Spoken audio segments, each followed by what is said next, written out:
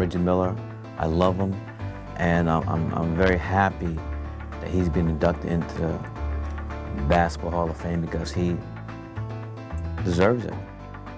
Great competitor, and he killed the Knicks. Bottom line, he killed us. But I still don't like the Pacers. Still don't like Reggie. You know, we get along now, but, you know, every now and then when I see him, I still want to smack him. When we were in a close game and the ball was in his hands, the Pacers were in good shape. Few players have welcomed the spotlight quite like Reggie Miller, who saved his greatest theater for the grandest of stages. And in the NBA, no stage plays bigger than the Mecca, Madison Square Garden. Reggie talked to Kevin Harlan about his rivalry with the New York Knicks and their most vocal fan, Spike Lee. Battles that transcended the game itself. 94 was the Pacers' coming out party, but it really started in 93. We had played them in the first round series the year before and lost in 5 games. That's when I kind of knew that we could compete on that stage. You fast forward to 1994 in the Eastern Conference Finals. We beat Atlanta, who I thought was the #1 seed at that time. And now you're going against the #2 seed, the bullies on the block, the #1 media market, Patrick Ewing, Pat Riley, and the Knicks. And you're on center stage.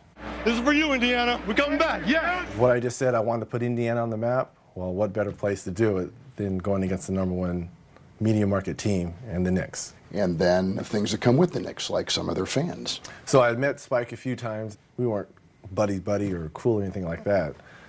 So we played the Knicks a couple times during the regular season. We caught fire. You know, we beat Orlando, we beat Atlanta. Now we're getting ready to play the Knicks. And I get a phone call, and it's Spike. And he's like, do you want to make a little wager? I'm like, sure, I'll make a wager, because we're going to do you guys. He's like, okay. Well, what do you want? Well, you know, my wife at the time, who was trying to be an actress, it's like, okay, well, put her in one of your, you know, Do the Right Thing movies. No kidding. Yeah, and if the Knicks won, he wanted me to go visit, at the time, Mike Tyson was in jail in Indiana because of everything that had happened to him. He wanted me to go visit Iron Mike. So that's kind of what set the stage between he and I. 25-point fourth quarter. Swings away and hits. 39-point game, June 1st, 1994. What do you remember from that game, and I guess in particular that quarter? You talk about out-of-body experiences. That might have been the 3rd or 4th time I've had that feeling on the court. Miller open again. I'm going to either shoot my way in, or I'm going to shoot us out. Look at this shot. And he hits it. It's a three-pointer for Reggie Miller. Well, I started to make my first couple shots at the start of that 4th quarter, and I started to look over at Spike a little bit, and he was kind of, things started to come out my mouth. And Reggie Miller in an animated discussion with Spike Lee. The looks, the taunts. Who again is staring in the direction of, yes, that man. You know, the finger pointing, grabbing, choking, and magic was born. Did you ever wonder if he hadn't been sitting there and egging you on, if your performance would have been that good? Or did that fuel it? I think it kind of fueled it, because when I started to make some of those crazy shots, you know, I almost made one from half court. I'm like, this is like a video game that's going on right now. If it wasn't for the looks and the antics, it probably wouldn't have been the same.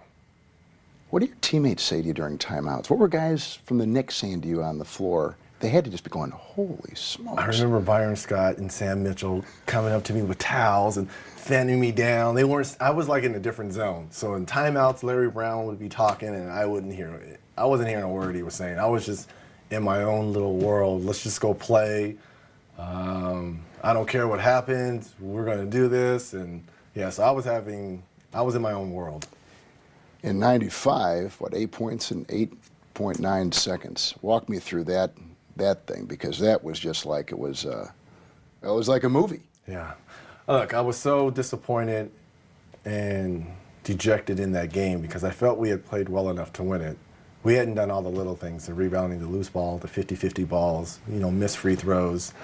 And it seemed that they were going to win that game. And we were only down 6 points at the time.